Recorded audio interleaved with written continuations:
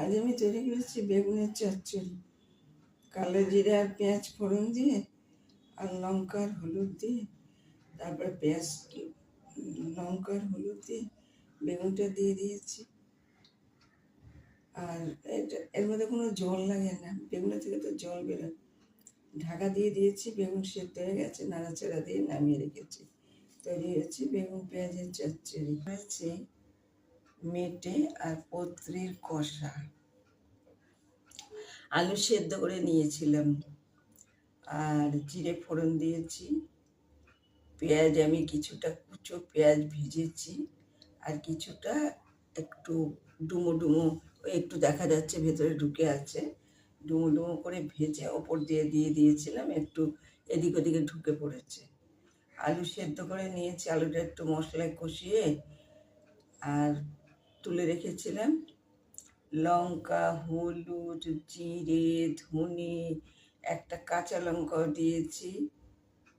আর দিয়ে আমি মশলাটা কষিয়ে আর এই পত্রি আর এই মিঠেটা ফেলে দিয়েছি। আচ্ছা, ওইটা যখন কষে এসছে তারপরে আমি মেটেটা ফেলে দিয়েছি।